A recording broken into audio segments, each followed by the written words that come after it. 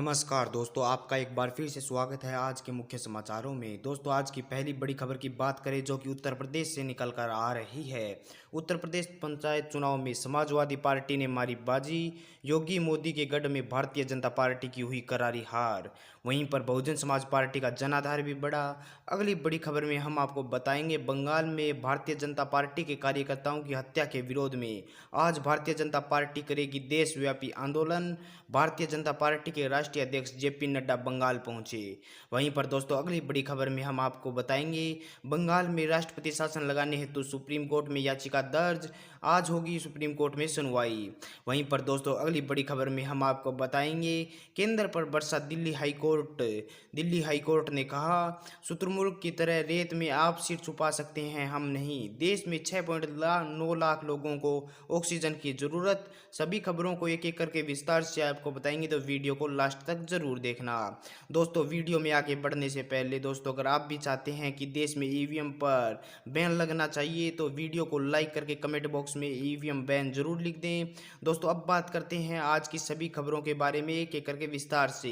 दोस्तों, आज की पहली बड़ी खबर के बारे में जाने तो आज की पहली बड़ी खबर निकल कर आ रही है उत्तर प्रदेश से। उत्तर प्रदेश में अभी हुए पंचायत चुनाव में भारतीय जनता पार्टी को लगा करारा झटका। जिला पंचायत की 3050 में से भारतीय जनता पार्टी के खाते में 666 सीटें। वहीं पर समाजवादी पार्टी ने मारी बाजी, समाजवादी पार्टी के खाते में 747 सीटें। बीएसपी की बात करें तो बीएसपी के खाते में 322 सीटें, जिससे यह स्पष्ट होता है कि बहुजन समाज पार्टी का लगातार जनाधार उत्तर प्रदेश में बढ़ता जा रहा है। वहीं पर कांग्रेस पार्टी की बात करें तो कांग्रेस पार्टी के खाते में गई 73 सीटें। अन्य की बात करें तो अन्य के खाते में भी 1238 सीटें, जिसमें से आरएलडी पार्टी के खाते में 48 सीटें। पश्चिमी उत्तर प्रदेश में आरएलडी ने बढ़ाया अपना जनाधार। दोस्तों, आपको बता दें, योगी और मोदी के गढ़ में भारतीय जनता पार्टी की हुई करारी हार। गोरखपुर में जहां पर निर्दलियों का दबदबा देखने को मिला, वहीं पर भारतीय जनता पार्टी तीसरी सबसे बड़ी पार्टी के रूप में उभरी। निर्दलियों के बाद समाजवादी पार्टी का जनाधार गोरखपुर में बढ़ा। गोरखपुर में आने वाले समय में समाजवादी पार्टी कर सकती है वापसी। वहीं पर दोस्तों, वाराणसी की बात करें, मोदी के संसदीय क्षेत्र वाराणसी में भाजपा का हुआ सुपड़ा साफ। भाजपा के खाते में आई 2 सीटें। वहीं पर दोस्तों, बात कर देते हैं कानपुर की। भारतीय जनता पार्टी के पूर्व गद्दावर नेता कल्याण सिंह के घर जिले में हुआ भाजपा का सुपड़ा साफ। भारतीय जनता पार्टी के खाते में आई 4 सीटें। वहीं पर समाजवादी पार्टी 38 सीटों के साथ सबसे बड़ी पार्टी बनकर उभरी। दोस्तों, पंचायत चुनाव को उत्तर प्रदेश में होने वाले अगले साल विधानसभा चुनाव का सेमीफाइनल माना जा रहा है। इस सेमीफाइनल में भारतीय जनता पार्टी पिछड़ती हुई नजर आ रही है, जिससे यह स्पष्ट माहौल बनता हुआ दिखाई दे रहा है कि अगले साल होने वाले चुनाव में भारतीय जनता पार्टी को नुकसान उठाना पड़ सकता है। दोस्तों, आपको बता दें कि किसान आंदोलन के चलते भारतीय जनता पार्टी को नुकसान उठाना पड़ रहा है। जाट बेल्ट माने जाने वाले पश्चिमी उत्तर प्रदेश में भाजपा पूरी तरह से हारी है। पश्चिमी उत्तर प्रदेश में आरएलडी समाजवादी पार्टी ने अपना जनाधार लगातार बढ़ाया है। वहीं पर दोस्तों, अगली बड़ी खबर की बात करते हैं जो कि असम से निकल कर आ रही है। जेल से चुनाव जीतने वाले पहले व्यक्ति बनने कार्यकर्ता अखिल गोगोई। दोस्तों, आपको बता दें कि नवगठित राजद दल के अध्यक्ष अखिल गोगोई दिसंबर 2019 से राजद्रोह के आरोप में जेल में बंद है। निर्दलीय के रूप में चुनाव लड़ने वाले गोगोई को 57,000 वोट मिले, जबकि उन्हें 46.06% मत मिले। राष्ट्रीय जांच एजेंसी ने राज्य में हिंसक सीएए विरोधी प्रदर्शन में अखिल गोगोई को सन 2019 में गिरफ्तार किया। नागरिकता संशोधन कानून विरोधी कार्यकर्ता और किसान नेता अखिल गोगोई असम की जेल में विधानसभा का चुनाव जीतने वाले पहले व्यक्ति बन गए हैं। उन्होंने शिवसागर सीट से भारतीय जनता पार्टी की अपनी निकटतम प्रतिद्वंदी सुरभि को 11,000 से बड़े अंतर से भारतीय जनता पार्टी को हराया।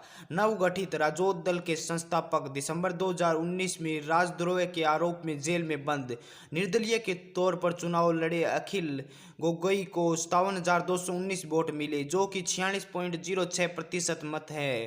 कांग्रेस ने शुरू में तो राजद दल के प्रमुख का समर्थन किया, लेकिन बाद में सुब्रमित्रा गोगोई को टिकट दे दिया, जो कि तीसरे स्थान पर रही।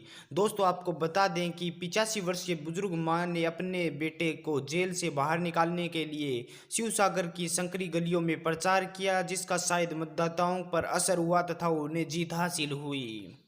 वहीं पर दोस्तों अगली बड़ी खबर की बात करते हैं तो नरेंद्र मोदी देश के प्रधानमंत्री होने का नैतिक अधिकार खो चुके हैं।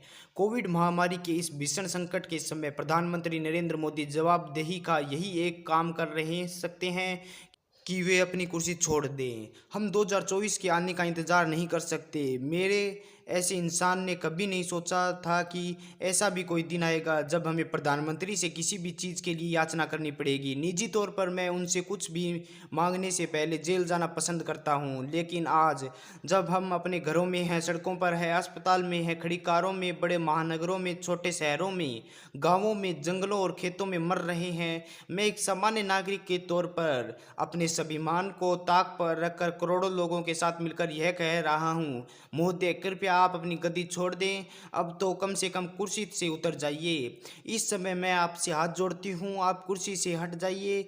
जब यह संकट आपकी देन है, आप इसका समाधान नहीं कर सकते तो आप सिर्फ बद से बदतर करते जा रहे हैं, तो आपको कुर्सी पर बैठने का कोई हक नहीं है। आज देश में कोरोना की इस लहर में सबसे ज़्यादा मौत ऑक्सीजन की कमी से आ रही है। वहीं एक रिपोर्ट के मुताबिक ऑक्सीजन की कमी देश के बड़े बड़े शहरों में ही नहीं बल्कि शहरों, कस्बों, यहाँ तक कि जिलों के अस्पतालों में भी जारी है। केंद्र की योजना के आधार पर अगर अनुमान लगाया जाए तो पूरे देश में लगभग 6.9 लाख मरीजों को ऑक्सीजन की ज़रूरत हो सकती है।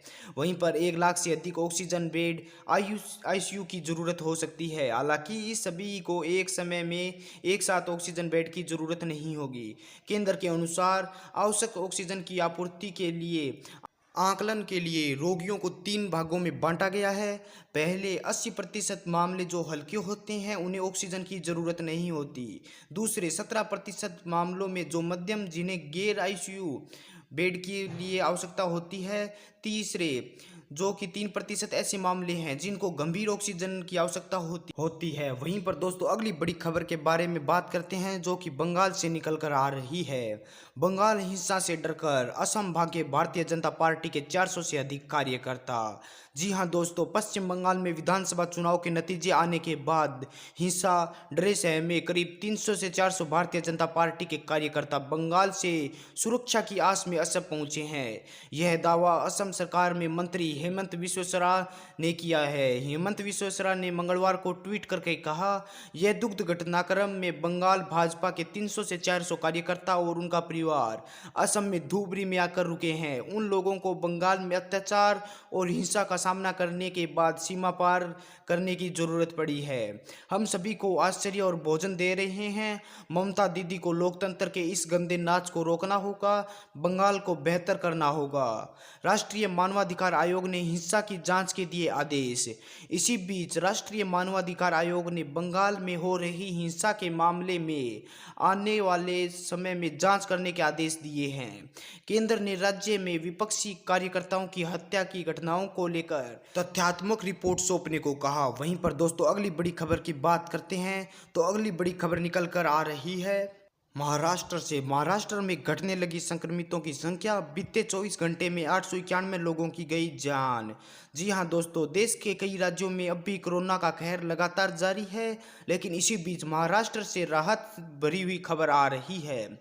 स्वास्थ्य मंत्रालय के अनुसार राज्य में बीते 24 घंटों में कोरोना के 51,880 नए मामले सामने आए हैं, जबकि इसी अवधि में 65,934 लोग ठीक हुए हैं और 891 लोगों की हुई है मौत। देश में सक्रिय मामलों की कुल संख्या 6,41,910 है, जबकि अब तक कुल 71,742 लोगों की हो चुकी है मौत। महाराष्ट्र के 15 जिलों में कोरोना के मामले में कमी। महाराष्ट्र के स्वास्थ्य मंत्री राजेश टोपे ने कहा कि मंगलवार को मुंबई और ठाणे सहित 15 जिलों में कोरोना के प्रतिदिन सामने आने वाले मामलों में गिरावट आई है, लेकिन अन्य जिलों में मामलों में अभी भी बढ़ोतरी जारी है। इन जिलों में घट रहे हैं मामले। वहीं पर दोस्तों अगली बड़ी खबर की बात करते हैं जो कि उत्तर प्रदेश पंचायत चुनाव से निकल कर आ रही है। अयोध्या, मथुरा, काशी में भारतीय जनता पार्टी को लगा तगड़ा झटका, सपा से मिल रही है कड़ी टक्कर। जी हाँ दोस्तों, इस चुनाव में 2022 में होने वाले यूपी विधानसभा चुनाव के लिए सेमीफाइनल माना जा रहा है, जबकि उत्तर प्रदेश के विधानसभा चुनाव 2017 व लोकसभा चुनाव 2019 में भारतीय जनता पार्टी के हाथों करारी हार मिलने के बाद समाजवादी पार्टी के लिए यह नतीजे उत्साह बढ़ाने वाले हैं। जी हाँ दोस्तों, पश्चिम बंगाल के विधानसभा चुनाव में मिली हार के बाद भारतीय जनता पार्टी को उत्तर प्रदेश में समाजवादी पार्टी के हाथों भी हार का सामना करना पड़ा है। भारतीय जनता पार्टी को अयोध्या, मथुरा, काशी में बड़ा झटका लगा है। अभी तक घोषित नतीजों में अयोध्या में जिला पंचायत सदस्य की 40 में से 24 सीटों पर समाजवादी पार्टी ने जीत दर्ज कर ली है। वहीं पर दोस्तों आपको बता दें मथुरा के बारे में, मथुरा की कुल 33 सीटें हैं, जिसमें बहुजन समाज पार्टी 12 सीटों पर जीत हासिल हुई है। वहीं पर भारतीय जनता पार्टी के खाते में 8, राष्ट्रीय लोक दल के खाते में भी 8 सीट गई है। वहीं पर 1 सीट समाजवादी पार्टी तथा 3 सीट निर्दलीय प्रत्याशियों के खाते में गई है। यहां पर कांग्रेस पार्टी को अपना खाता भी नहीं खुला है। इसके अलावा वाराणसी की बात कर ले तो वाराणसी में 40 सीटों में से अब तक के रुझानों में समाजवादी पार्टी सबसे बड़ी पार्टी बनकर उभरी है तथा समाजवादी पार्टी के खाते में 25 सीटें गई है। वहीं पर भारतीय जनता पार्टी के खाते में 7, बहुजन समाज पार्टी के खाते में 14, अपना दल के खाते में 3, भारतीय समाजवादी पार्टी के खाते में 2, अपना दल के खाते में 1 तथा कांग्रेस पार्टी के खाते में भी 1 सीट गई है। दोस्तों अगर आपको हमारी ये वीडियो अच्छी लगी है तो वीडियो को लाइक कर दें। साथ ही दोस्तों देश दुनिया की ताज़ा खबर पाने के लिए हमारे चैनल को सब्सक्राइब जरूर कर लें।